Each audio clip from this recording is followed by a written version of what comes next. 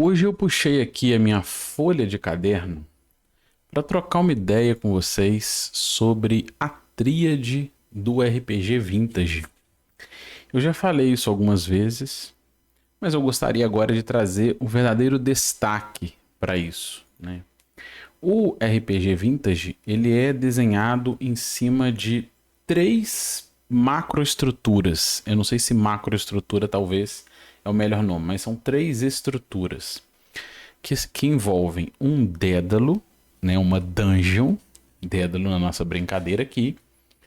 No D&D, no desenho do D&D original, na era pré-74, isso foi reforçado nos castelos de Blackmoor e de Greyhawk. Greyhawk foi um espelho desse castelo, né, que é a arte que representa o castelo de Dave Arneson, e Blackmoor, a campanha que ele mestrou ali dos períodos pré-Dungeons and Dragons, naquele caldo primordial. E esse material, ele era estruturado em cima de várias galerias labirínticas, salões inferiores. Você ia descendo nas ruínas do castelo de Blackmoor e ia aprendendo a mapear. Então a dungeon, ou o dédalo, fazia parte dessa experiência de incursão num submundo desconhecido, onde as galerias, os caminhos tinham armadilhas, enigmas, criaturas, e você fazia isso em busca de tesouros. Mas nas laterais, nas adjacências desse castelo, existia uma vila, né? A vila de próprio nome, a vila de Blackmoor, que era um vilarejo, um povoado que ficava, vou marcar aqui, ó, ele ficava nos arredores do grande castelo de Blackmoor, que eu marquei aqui. Então, com isso, você tem dois elementos dessa tríade, que é uma área para aventuras, para incursões nos subterrâneos místicos, e uma área que eu chamei aqui de marco seguro, que pode ser um vilarejo, uma grande cidade, um acampamento, um forte. Mas a ideia é ser um local que vai ser o ponto de partida da galera e um ponto de retorno para você recuperar ferimentos, recuperar da fadiga, de repente buscar uma cura para uma maldição, contratar auxiliares. É um local ali desse momento para você jogar interlúdios, né? Mas tem um outro elemento que está faltando nessa tríade, que foi de maneira emergente se mostrando necessário durante o jogo de Dungeons and Dragons embrionário, durante as campanhas de Blackmoor e Greyhawk. Este elemento, ele era uma expansão, uma exploração para além deste micro cenário. Então, às vezes, personagens voltavam com tesouros, queriam construir um castelo, precisavam navegar nos arredores. E aí eu quero achar um outro ponto para um castelo. Às vezes ele encontrava um rumor de alguma coisa. E esses navegares pelos arredores foram alocados, foram propostos pelo Gary Gygax no desenho do Dungeons and Dragons original, né? Veio mais do Gygax do que do Arneson essa proposta. Era alocar um mapa hexagonal para você fazer as regiões ermas. Então essa região que expande para além do ponto principal de aventura, que normalmente é essa mega dungeon, esse mega dédalo. Para além disso, que são as regiões ermas, as regiões selvagens, ela era alocada num mapa em Hex. E aí sim, a gente tem a construção da tríade do RPG Vintage. Uma região organizada em hexágonos, um marco seguro, que pode ser pelo menos um marco seguro, que pode ser um vilarejo, uma cidade, um forte, e um ponto principal de aventuras, que pode ser mais de um, mas que no embrião, ali na gestação do Dungeons and Dragons, eram castelos, eram mega dungeons, mega dédalos, né? Então eu vou mostrar como isso foi amadurecido ao longo do Dungeons and Dragons com um exemplo. A gente tem a estrutura do D&D BX de 1981, que traz na sua conjuntura, na sua estrutura, exatamente essa proposta. Você tem uma caixa, que é a caixa magenta, já apresentei aqui, então vou deixar na descrição do vídeo. Nesta caixa magenta, você vinha dentro da caixa uma aventura, por exemplo, a aventura do Gary Gygax, The Keep on the Borderlands, que é considerada a mais famosa aventura da era TSR do D&D clássico, a mais famosa aventura do D&D Vintage, do RPG Vintage. E essa aventura, ela nada mais é do que uma micro-região que cabia mais ou menos dentro de um hexágono de 5 ou 6 milhas. E ela tinha exatamente esse modelo desenhado de Blackmoor e de Greyhawk de maneira educativa, de maneira apresentativa. Você tinha o forte, né? O forte na fronteira, o forte nas terras ermas, né? O forte no limite da civilização, The Keep on the Borderlands. Ele era o marco seguro. E você tinha como principal ponto de aventuras as Cavernas do Caos, esse complexo de Cavernas do Caos. Não era uma Mega Dungeon, mas era um ponto complexo o suficiente para você jogar um bom tempo as campanhas. E você tinha um micro-região ali. Mas esses arredores, um eremita que vivia ali na mata, a galera que vivia no pântano, eles eram muito próximos, eram viagens de meia hora, 1 hora, você navegava por isso tudo. A ideia era que, conforme a galera fosse ficando mais experiente, então repare que o Gygax propôs ali uma mini área, né, uns arredores entre as cavernas e o castelo um pouquinho melhor trabalhado, mas ainda não era uma área expandida para você jogar. Conforme você ficando mais experiente, às vezes você resolvia os problemas aqui, você mudava de caixa, mudava a experiência Dungeons and Dragons para áreas bem maiores. E você tinha, por exemplo, dentro dessa caixa, a aventura X1, The Isle of Dread, a Ilha do Pavor.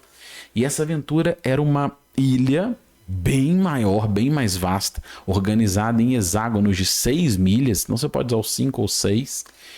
E essa grande ilha era uma ilha erma para ser explorada, para ser reexplorada, né? Uma ilha numa região desconhecida que você ia buscar tesouros ali e aprender a mapear para aventureiros mais experientes. Então esse desenho, ele veio dessa estrutura original da tríade do Dungeons and Dragons, que não necessariamente precisa ser organizada entre níveis 1 e 3 ou 4 mais. Ela veio assim no BX, né? A gente muda esse modelo para uma área muito mais harmônica, muito mais interligada, permitindo várias experiências ao longo do tempo. Mas o que eu quero falar aqui não é de hexcrawling ou de hex navegação especificamente. A gente tem uma série aqui, tem um capítulo sobre isso. Eu quero voltar à raiz. O material original para Dungeons and Dragons de 1974, que você usaria para fazer a hex navegação, ele era o próprio jogo de tabuleiro. Era o Outdoor Survival, que eu aqui vou fazer a tradução de survival para ermo, né? de outdoor para ermo, então seria sobrevivência nos ermos. Mas você pode usar também sobrevivência no selvagem, sobrevivência em área livre, né? Tem outros tipos de tradução. Só para a gente se organizar, eu vou usar o sobrevivência nos ermos no lugar de outdoor, né? Que é lá fora, no céu aberto, nos ermos, no selvagem. Então vai ser o survival, sobrevivência, outdoor, nos ermos aqui para nós. Então, é esse o tema do nosso episódio de hoje. O cenário do Dungeons and Dragons original. Bora pro vídeo! Salve aventureira, salve aventureiro, bom dia, eu sou o Kiral. E hoje a gente vai trocar uma ideia sobre o conteúdo da caixa, né? Como que era esse material que era um suplemento extraoficial do Dungeons and Dragons. Então, como eu falei aqui, o D&D era desenhado numa tríade, né? O D&D antigo. Essa tríade de elementos, ela continha nas campanhas pré-D&D do Gygax e do Arneson, ela continha o grande reino, né? O The Great Kingdom, como grande área, ou como área de jogo. E ali você tinha a alocação do próprio castelo Blackmoor e do próprio castelo de Greyhawk. Isso veio das campanhas napoleônicas deles. E eles tinham esse mapa de jogo. E ali, se a gente der um zoom aqui nesse pontinho aqui que está na Bahia, tá vendo? Se a gente der um zoom, era ali que era alocado a micro-região do castelo Blackmoor de Dave Arneson, onde ele tinha a cidade e o castelo para jogar. E se a galera precisasse ir para os arredores, tinha conde ali, né? Tinha um monte de gente que tinha alguns títulos e construía suas bases nos arredores. Ele tinha um mapa para isso. Mas, então isso veio da campanha de Blackmoor, que veio das campanhas napoleônicas, o mapa do Grande Reino. Mas nem o Gygax, nem o Arneson tinham interesse de colocar o mapa do Grande Reino de forma pública naquele momento, porque ele pertencia à sociedade de Castle e Crusades, eles não queriam publicar aquilo. Então o que o Gygax fez na solução do Gygax? Tá? Ele, na hora que foi desenhar a caixa do D&D original, na hora que foi publicar o Dungeons and Dragons, eu já falei aqui algumas vezes, né? O D&D original, ele tem toda a cara de fanzine. Ele veio de maneira muito amadora ali, de um jogo que estava emergindo dos jogos de tabuleiro e de estratégia, né? Dos wargames e board games. Ele estava emergindo daquele cenário e ele tinha uma cara completamente amadora. O próprio Gygax eram jogadores de Dungeons and Dragons e jogadores de wargames e board games e publicavam muitas fanzines. Eles não eram exatamente empresários do ramo de jogos nem nada.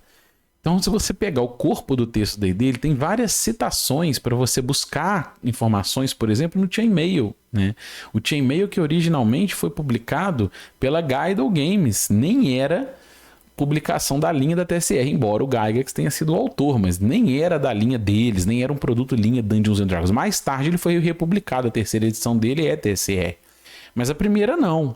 E para você buscar informações de elfo, informações, né, de como eram as características das classes de jogo lá para elfo, anão e halfling, né, pequeninos, você tinha que ir no Chainmail, característica de criaturas, né, traços de criaturas.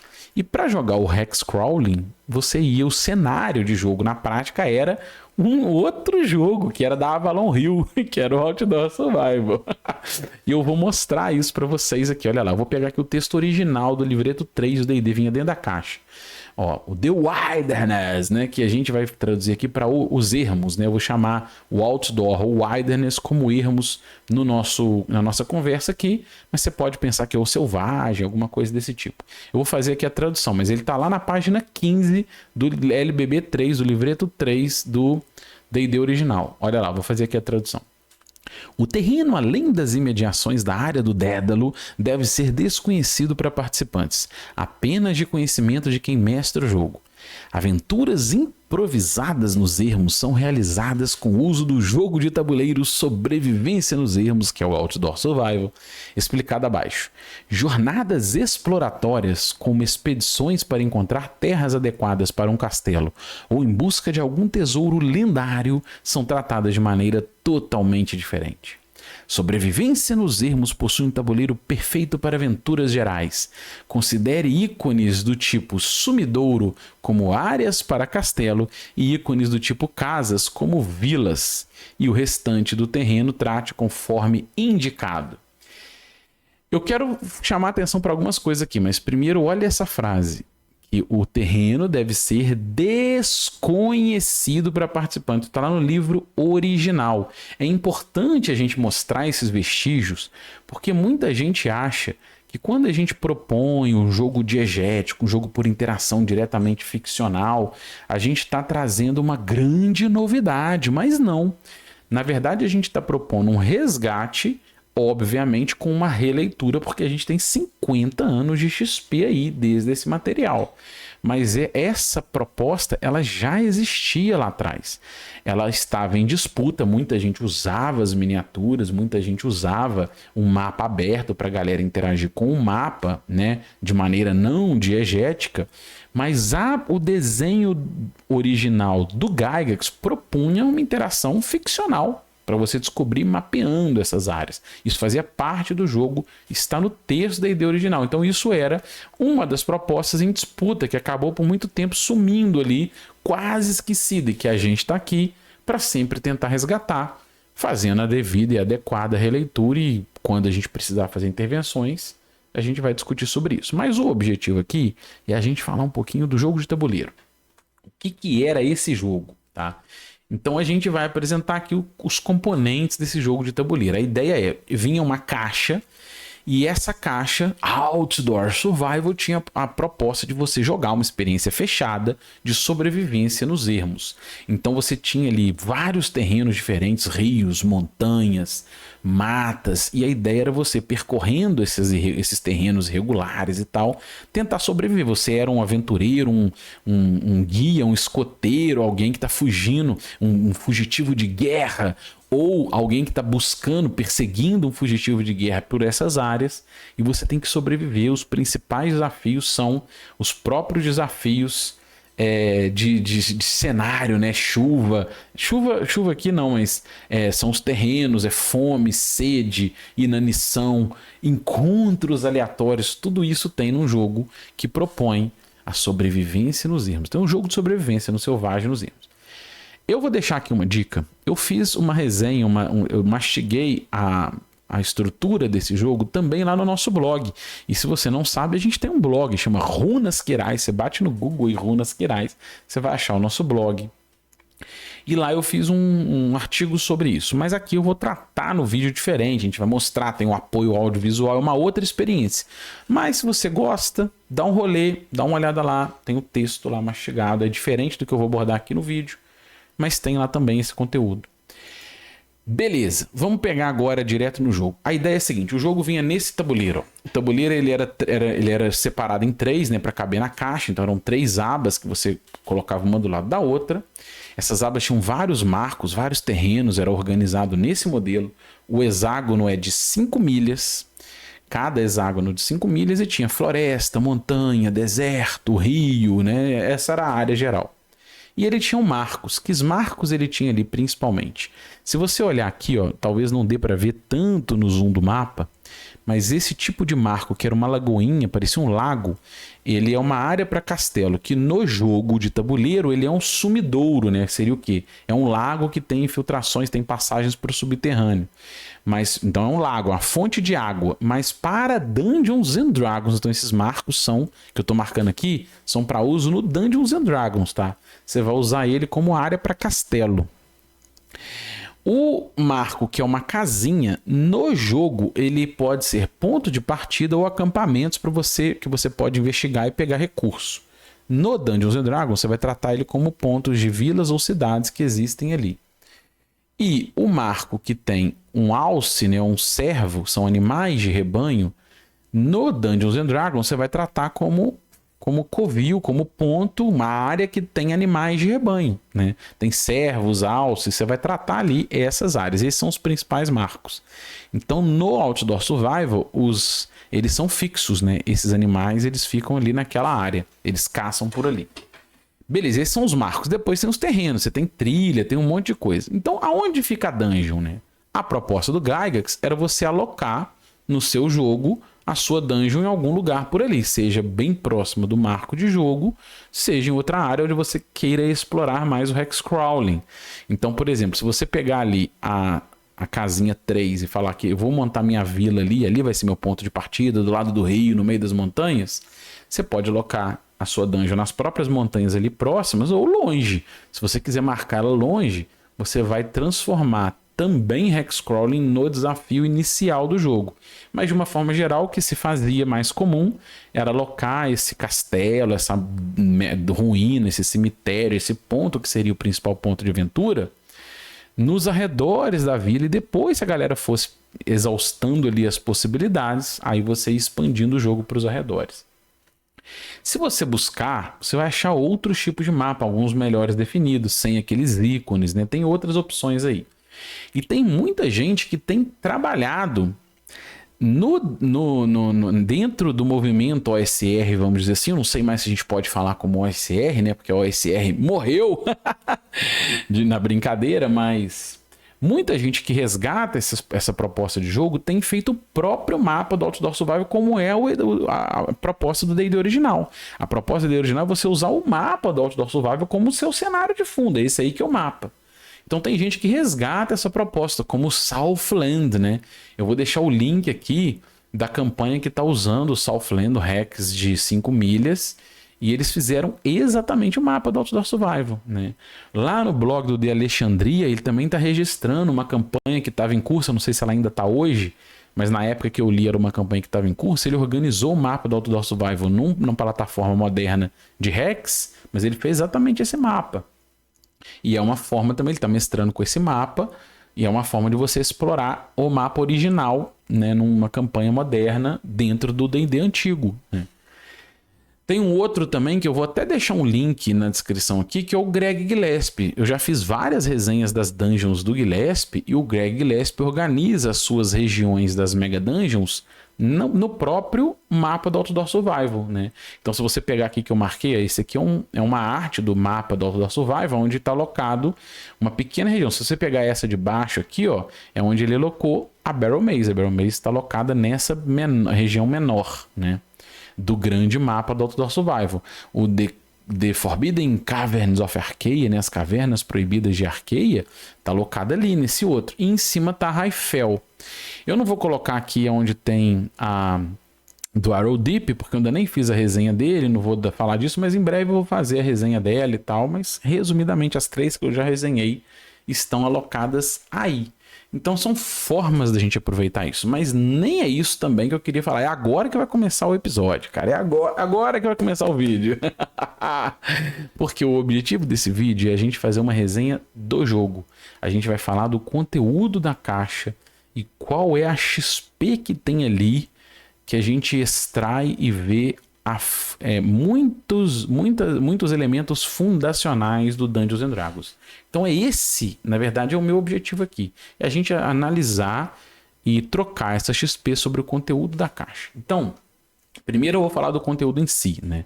A caixa vinha com esse mapa em tabuleiro, mapa tabuleiro, que era um mapão organizado. Ele tinha 22 polegadas por 24 de tamanho real, mas a escala dele eram hexágonos de 5 milhas e vinha esse mapão para você jogar.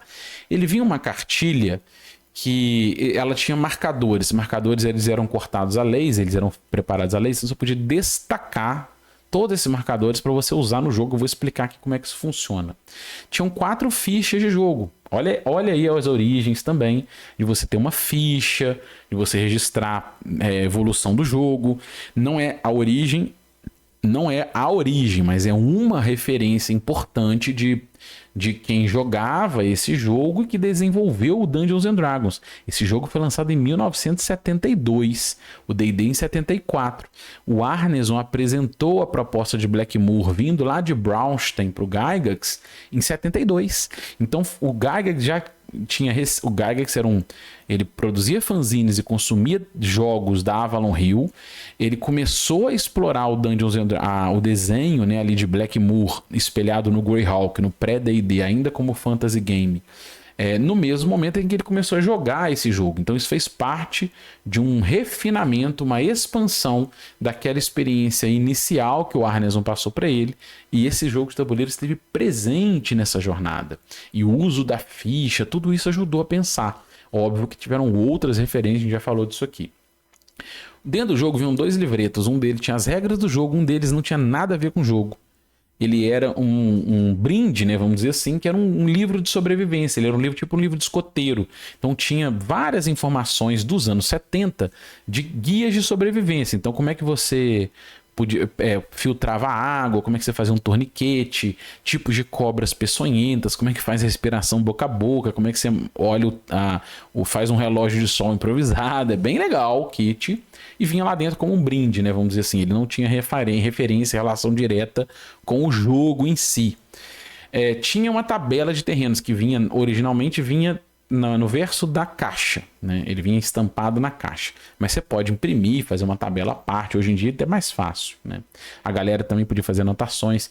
Essa tabela de terrenos, você tá ligado aqui na nossa série de hexcrawling, né, na oficina que a gente faz aqui, nas fanzines que a gente já fez, na fanzine que a gente já fez.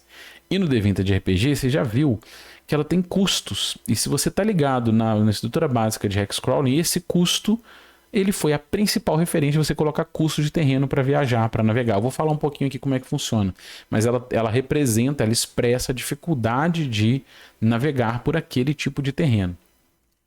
Você tinha também 5 cartões. Aqui eu pus ele grandão, mas na verdade ele era impresso frente e verso, né? Ele era um cartão. Tinham 5, cada um era um cenário de jogo. Esse cenário era um setting, vamos dizer assim, que definia onde você começava no jogo, quais eram as suas habilidades de navegação e qual era o seu objetivo no jogo. Então ele tinha uma estrutura ali que variava e você tinha até 5 possibilidades básicas no jogo, né? Aqui eu peguei o 4 como exemplo e ele tinha ali, por exemplo, ó, uma tabela de orientação. Você rolava um D6 e você podia se orientar baseado no resultado da tabela. Ele tinha uma tabela de necessidades que expressava como você trataria a sede e a fome no jogo, né? A inanição e a desidratação, e o que você precisaria fazer para recuperar. E uma tabela de encontros aleatórios. Olha que chique. Você rolava um encontro aleatório e esse encontro aleatório ele imprimia dificuldades para você ao longo do jogo. Olha como é que tem ali a fundação de encontros aleatórios nos ermos, e até nas dungeons vieram dessa ideia de produzir uma tabela aleatória para gerar um jogo emergente. Já tinha lá no Outdoor Survival. Ele vinha com um D6, porque o jogo era baseado no D6, você usava o D6 para jogar. E vinha dentro também um jogo rápido. Esse jogo rápido, ele era um cartão que tinha as regras básicas do jogo para o cenário 1. E o cenário 1, esse aqui que eu estou mostrando é o 4, ele era o mais simples de todos. O objetivo dele era tipo one shot. Então olha que legal. Você tem ali referências para fazer uma dose única, uma experimentação, uma degustação rápida, e essa ideia de fast play, né? Então o fast play, que é uma versão resumida do jogo, e a dose única, que é um jogo rápido, que é uma experiência degustativa do jogo, ela já vinha em alguns jogos, como Outdoor Survival, que é pré-D&D. Então olha que doideira, isso foi em 72. A gente está em 2025, 52 anos depois, tem um monte de jogo aí que não tem nada a ver com D&D, mas tem tudo a ver com D&D. Olha que loucura, porque se você tem fast play, né, jogo rápido, se você tem dose única, né, que é o one shot, se você tem encontro aleatório, tudo isso, cara, tem relações com esses elementos fundacionais do Dungeons & Dragons que ajudaram a construir uma estrutura geral de jogo.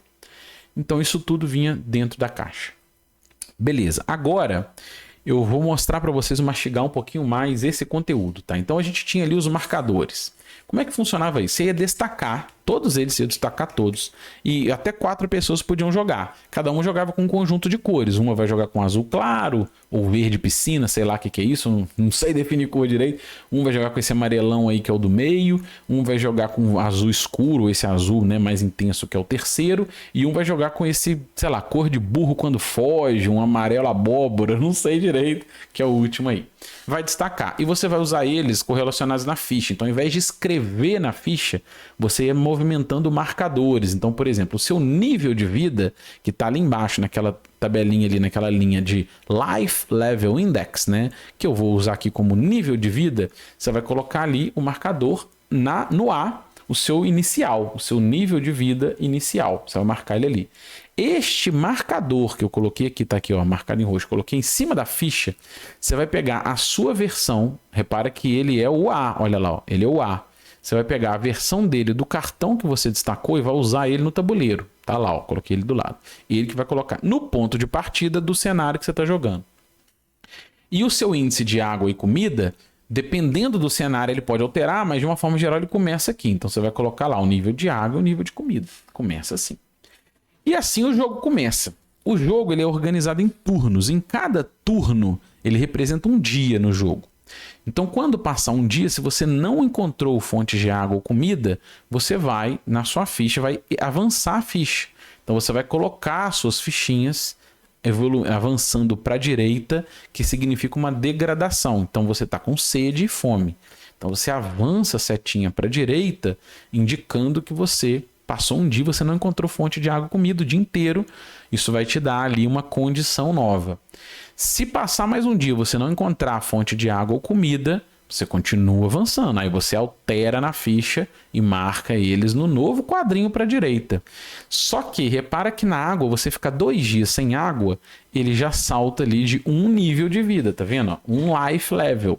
Se ele muda um nível de vida, o seu marcador, a sua condição atual também degrada. E você vai passar do A para o B. Coloca o marcador no B. Pega lá o marcador A que está no tabuleiro, tira ele fora e põe o marcador B no tabuleiro. E esses marcadores, eles vão definir o quanto você pode gastar para se movimentar. Ele é a sua condição atual. Então, ó, imagina, só para fechar, imagina que você já está assim, você está na condição B, mas imagina que você vai lá, investe e acha uma fonte de água, e você, no dia, você reidrata. Essa reidratação, você avança dessa vez para a esquerda, recuperando a condição que você estava com sede, e essa recuperação faz você avançar o nível de vida para o ar. Então é assim que você vai jogando, organizando na ficha os marcadores e no tabuleiro. Como é que é feita a navegação? Como é que você se movimenta? Isso depende da sua condição atual.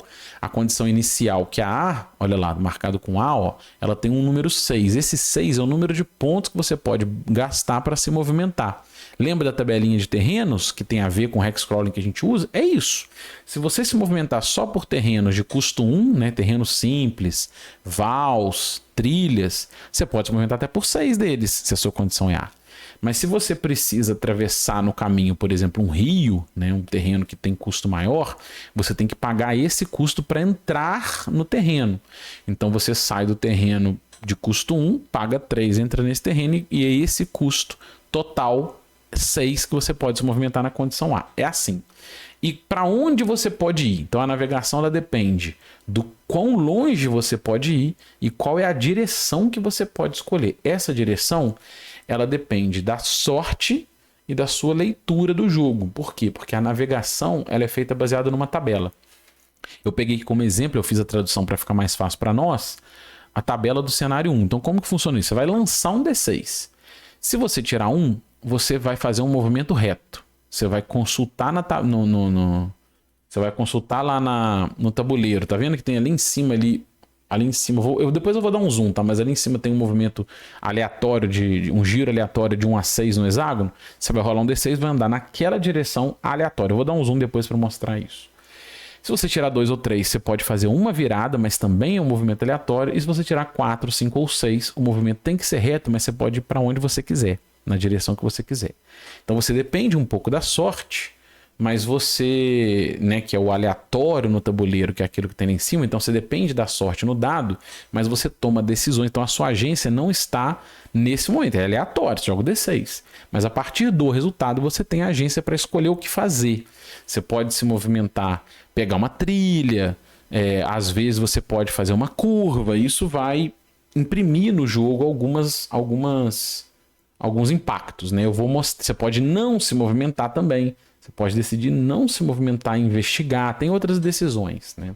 E aí você vai jogando. O jogo tem um elemento sorte, mas eu entendo lendo o jogo que ele não é tão sorte dependente como um War, por exemplo, né? Mas a gente tem que jogar para experimentar. Quem sabe a gente joga aqui. Mas vamos lá. Aí continuando, então, tá vendo essa orientação aqui? Agora eu vou te dar um zoom, ó. Olha lá. Ela é assim. Então agora que você está vendo melhor, esse é o aleatório, é a direção aleatória. Qual que é a ideia do tabuleiro? Ele explica isso no livro. Como você está em primeira... Olha que legal. Como você está em primeira pessoa e não olhando de cima, você vai enfrentar desafios de orientação. Às vezes está nublado, às vezes você não consegue entender para onde vai, está no meio do mato, você não tem marcos de referência. Então, como o jogo é uma experiência fechada, ao invés de você fazer essa busca diegética de para onde você vai, ele arbitra isso baseado no D6. E cada cenário tem uma tabelinha dessa diferente, ela tem estruturas diferentes. Eu peguei como exemplo a 1, não é toda vez que vai ser assim, não. Você vai escolher a tabela. E você, inclusive, pode montar sua tabela. O jogo, olha outra coisa legal que tem no jogo. Ele orienta você a customizar cenários e tabelas. Você pode ir criando o seu para mostrar como esse RPG dos anos 70, como esse cenário de jogos dos anos 70 fermentava muito um do it yourself, né? Isso interagia muito bem com os jogos, as regras da casa e tal. Mas para ficar melhor, eu vou agora abrir, pensei aqui, eu vou abrir no Roll20, eu coloquei esse tabuleiro grandão no Roll20 para te mostrar como é feita essa movimentação na prática. Então bora lá pro Roll20 para a gente poder ver isso funcionando. Olha aqui, pessoal, eu tô aqui dentro do Roll20 e eu suportei esse mapa, que é o mapa original do jogo, que tem os marcadores, também tem os marcos, então ele tem as cabaninhas, ele tem tudo ali. Se você der um pouco de zoom, você vê que ele perde um pouco da definição. O que que eu recomendo? Se você quiser usar esse mapa para você, quiser mestrar usando Outdoor Survival, alguma coisa assim, quiser imprimir para pôr ele na parede, sei lá, eu recomendo você continuar buscando no próprio Google, aí você vai achar uns bem mais bem definidos, tá? Por exemplo, olha esse aqui, olha como é que ele é de maior qualidade, ó. Só que apesar dele ter maior definição, ele até tem uma vantagem. Apesar não, além dele ter uma maior definição, ele não tem aqueles marcadores, aquelas casinhas, cabaninhas, nem onde tem os servos, tá vendo? Ele não tem servo, não tem as cabaninhas e nem tem os números das cabaninhas. Então ele é um mapa mais limpo e de bem melhor definição, bem mais bem definido. E aí você pode usar, marcar a cabaninha, onde tem vila, onde tem castelo, por sua conta, né? Então ele é mais customizável e tal. É uma opção. Para a gente mostrar aqui como é que o jogo funciona, eu vou usar o original, porque ele já tem os tokens, né? Ele já tem os marcadores ali, os marcos, né? Das cabaninhas e dos servos. Eu acho que vai ficar mais didático. E eu puxei aqui, ó, o marcador, já suportei aqui no Roll20, eu vou puxar ele aqui. Vamos simular aqui o cenário 1, tá? O cenário 1, que é um jogo rápido, qual que é o objetivo dele? É simplesmente fugir. Se você sair por qualquer borda do tabuleiro, você venceu no jogo. Se você sair por... se você sair aliás, se você sair qualquer borda, você venceu no jogo. Aí tem outros cenários que vão criando agravantes, né? Tem cenário que você tem que resgatar alguém, aí você vai colocar vários marcadores virados, né? Marcadores sem dizer o que que é. E aí você tem que achar esses marcadores e você vai avaliar no dado se é a pessoa ou não, que você tem que encontrar. Tem cenário que você é um fugitivo de guerra, está sendo perseguido, você tem que escapar. Tem várias opções bem dinâmicas de jogo e uma orientação para você criar a sua. Mas eu vou mostrar aqui o cenário base só para vocês verem como é que anda aqui no jogo, tá? Então é o seguinte, ó, olha aqui. Aqui é o ponto de partida porque é a casinha 5, tá? No cenário 1 é a casinha 5. Aí você vai lançar um D6, vamos lá. Eu vou lançar um D6 e a gente vai ver como que anda, ó. Lancei o D6. Tirei 5.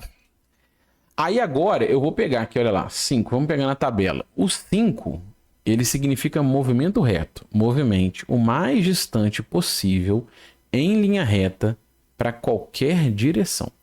Então eu não preciso, repara que ali tem um movimento aleatório, eu não preciso escolher o aleatório, eu posso escolher para onde eu quero ir.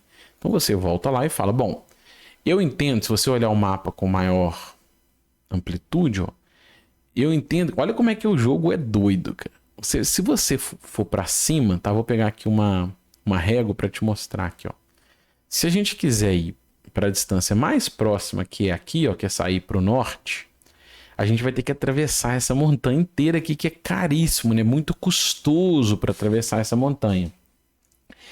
Só que se a gente for para o sul, a gente também tem uma cordilheira de montanhas. Se a gente for para o oeste, a gente vai ter também que atravessar aqui uma cordilheira de montanhas e tal. E por lá, então não é fácil.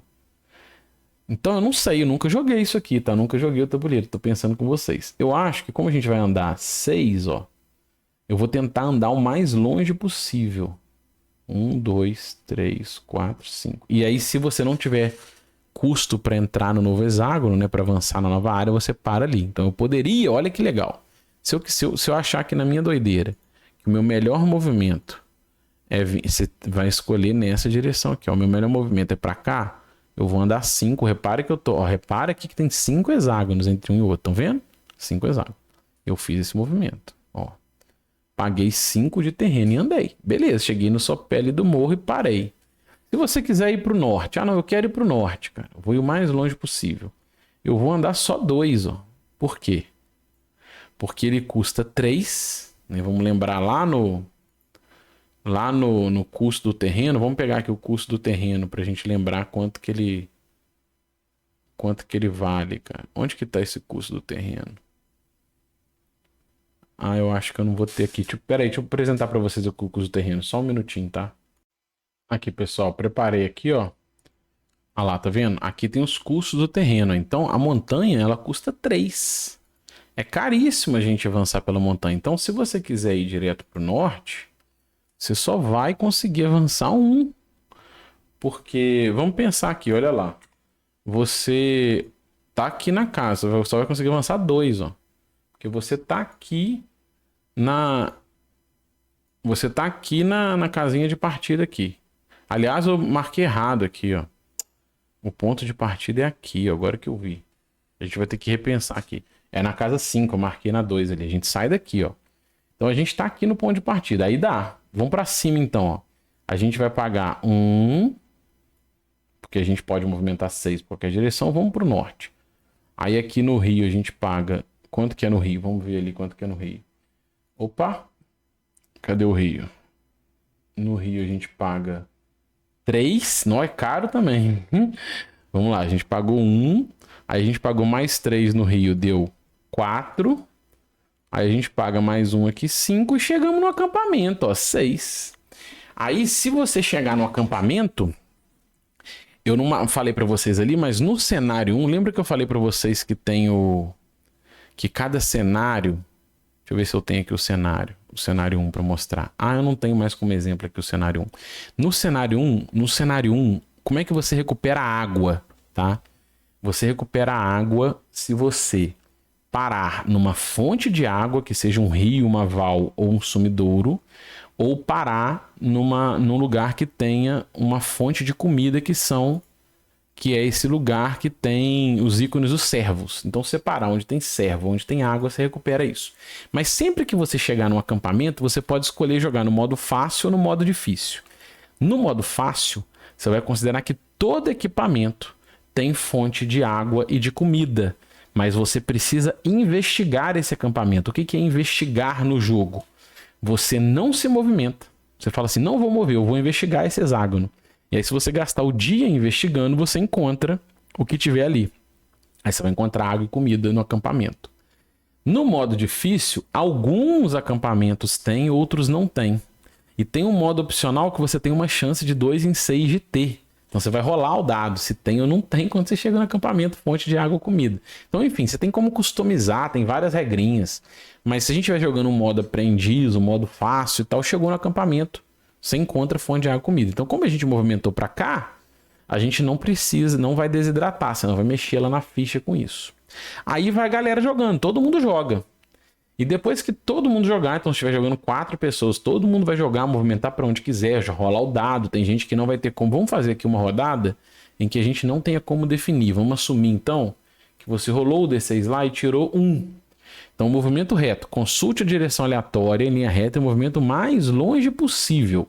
Então, o que você vai fazer? Ó, a gente vai pegar esse canteiro aqui que fica no mapa. Ó, vamos pegar lá em cima para você ver. Ó. Opa! Vamos pegar lá em cima para você ver. Ó. Tá vendo esse canteirão aqui que tem um movimento aleatório? A gente vai rolar um D6 e vai movimentar aleatório onde sair ali. Espero que esteja dando para vocês verem. Vamos lá, ó, rolei um D6, tirei 4. Então 4 eu tenho que ir para o sul, tá vendo? Então a gente vai lá na nossa pecinha no tabuleiro, a gente é obrigado a movimentar o mais distante possível para o sul. E aí, ao movimentar o mais distante possível para o sul, você não tem escolha aqui. Então o jogo tem esse elemento sorte. Então aqui eu vou mandar 1, paguei 1, paguei mais 3 porque eu atravessei a montanha, estou andando pelas montanhas, então paguei total 4. Paguei um total 5. Paguei um total... Ah, não, 5 não, peraí. Aqui vamos ver quanto que custa o mato, que eu não me lembro quanto custa a floresta. A floresta custa 2, ó. Tá vendo ali a segunda opção? Então acabou. Parei aqui, porque eu paguei... Ih, cara, eu acho que eu paro na montanha, na verdade, ó. Eu andei 1, 2 na floresta, 3, 4, 5 na montanha. Não posso andar mais, acabou. Então, na nossa condição A, você só pode andar aqui. Não tem como procurar, não fiz nada... Passa a rodada, não peguei água, avança minha sede, minha fome. Aí vai o jogo de novo. Aí você rola de novo. Vamos supor que você tirou 2 agora, tá? Pra gente poder mostrar como é que vai navegando aqui. Tirei 2. O 2, ó, é um movimento com uma virada. Você vai rolar aleatório. Então vamos rolar aleatório. Vou rolar o D6. E a gente pode fazer uma virada para mostrar o que é essa virada. Ó. Tirei ali 1. Então, o que é o 1? Se a gente olhar ele no aleatório. O 1 é... Não lembro. Vamos olhar lá. Vamos olhar lá em cima rapidinho. Tá um pouco lento aqui meu Roll20, fica um pouco lento. 1 é pro norte, ó, tá vendo? Então eu tenho que ir pro norte, mas eu posso fazer uma virada. O que que é essa virada? Isso é legal. Porque eu vou mostrar para vocês um macetinho aqui interessante. Eu vou andar 6 sempre pro norte. Se eu não pudesse fazer virada, eu vou andar aqui, ó, 1, 2, que é o que custa a floresta. 3, 4, volto no acampamento. 5, 6, parei aqui, ó. Então eu tô... Opa, peraí que eu esmaguei aqui o bonequinho, cara. Ao invés de andar pra cima, eu esmaguei o bonequinho. 5, 6, andei aqui. Acabou. Mas você pode fazer uma virada. Então vamos supor que você queira ir na direção do servo. Você quer ir na direção do servo, né? Ah, eu tô querendo pegar comida, não tô querendo dar mole aqui, eu vou andar pra comida. Então o que que você faz? Você pode andar 1, 2, faz uma virada aqui, 3, 4, e continua andando na virada, 5, 6. Sacou? A virada te permite mudar a direção para onde você quiser. Aí você para aqui. Ah, eu quero ir nesse acampamento aqui, ou no servo. Você tá indo... Ou quero pegar... Tá vendo aqui? Eu vou tentar pingar aqui. Deixa eu ver se dá para pingar. Ah lá, viu que pingou? Essa região aqui é uma val, então eu não pago 3 para atravessar o rio. Então eu desviar para cá me ajuda a encontrar um servo e ainda pegando uma val que eu passo pelo rio pagando só 1. Então essa navegação tem esse tipo de jogada, né? Olha aqui outro lance interessante. Ó. Imagina que você tá aqui. Deixa eu fazer uma jogada aqui para você ver. Ó. Imagina que você tá aqui, ó, nesse lugar e você tire 5. O 5 significa que você vai andar nessa direção aqui, ó. Tá? Nessa direção. É o 5 lá no coisa. Então você é obrigado a andar aqui do jeito que for. Aliás, deixa eu mudar aqui onde você tá aqui, porque senão não vai dar para fazer o que eu quero aqui. Colocar aqui, ó. Tá? E aí vamos supor que você tire 5. Então 5 você é obrigado a andar nesse sentido aqui, ó. Eu sou obrigado a andar nesse sentido. Tudo bem, tem servos ali, tudo, mas você tá morrendo de desidratação. Você fala, cara, eu tô morrendo de sede, eu já tô no nível 3 aqui, eu vou morrer de sede, eu não preciso de comida, eu preciso de água. E tem uma trilha aqui. Tá vendo que tem uma trilhazinha aqui, ó? A trilha te permite, independente do número que você tire, da direção que você tire, ela te permite pegar ela e ainda pagando o custo de 1. A trilha sempre custa 1. Então você saiu 1, você anda aleatório. Saiu 5, você é obrigado a ir para o sudoeste, né? Só que você anda aqui pagando 2 na mata. Então paguei 2. E aí agora você anda pagando só 1 e pega o rumo da trilha, ó. 2, 3, 4, 5, 6, né? Por exemplo.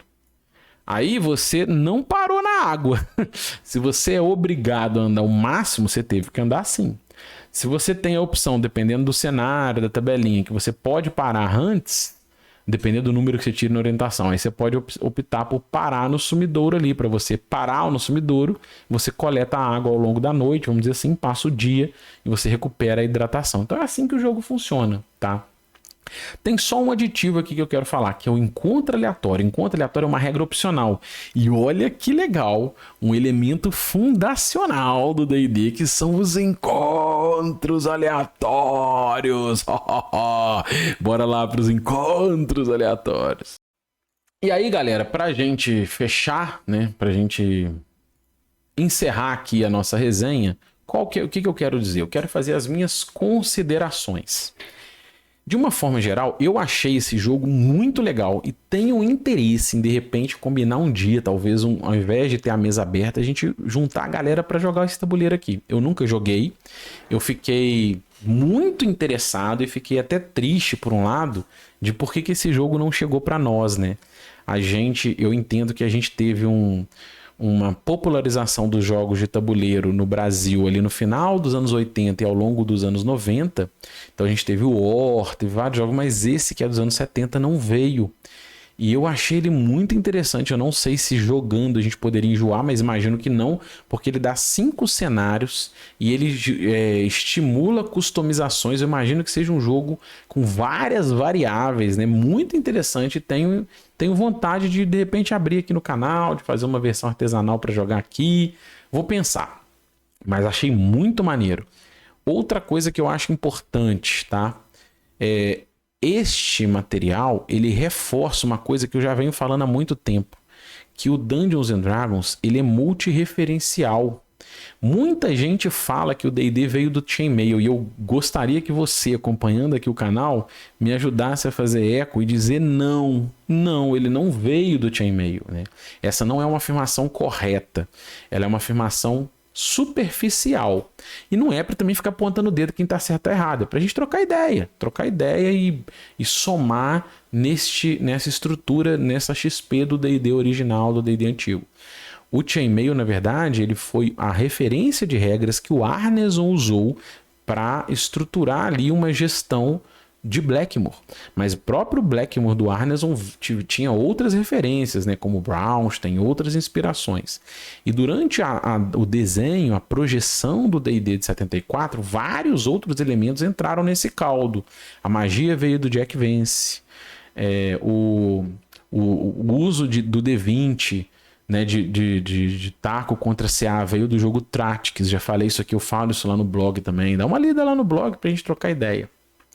E esse jogo é mais uma referência, mais uma prova, né, dessa multi-referência. A gente tem aqui tabela de encontros aleatórios, o Hexcrawling, o mapa de jogo, o cenário proposto para você começar a jogar da ideia original era você usar esse suplemento do livro, com as próprias regras de navegação.